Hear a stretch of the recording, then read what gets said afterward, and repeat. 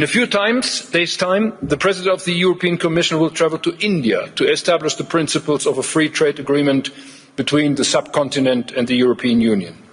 I was in India a week ago, and I have no doubt whatsoever that the era of great powers presents an opportunity for all of us and for all countries that favour regulations above arbitrary rule and see greater benefit in free trade than in protectionism and isolationism.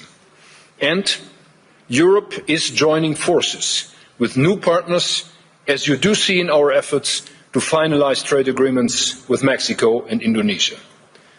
In order to make best use of these new partnerships, we need to put our house in order at home. We are aware of those problems. Both Germany and Europe have wasted incredible potential for growth in recent years by dragging feet on reforms and unnecessarily and excessively curtailing entrepreneurial freedoms and personal responsibility. We are going to change that now. Security and predictability take precedence over excessive regulation and misplaced perfection. We must reduce bureaucracy substantially in Europe. The single market was once created to form the most competitive economic area in the world, but instead we have become the world champion of over-regulation.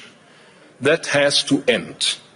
I have therefore mobilised EU leaders to convene for a special summit on February 12, at which we intend to set the course. Giorgia Meloni and myself, we have formulated a set of proposals we would like to see addressed. Amongst them are some new ideas. We propose an emergency brake for bureaucracy, discontinuity for legislative work, a modernised EU budget putting competitiveness centre stage.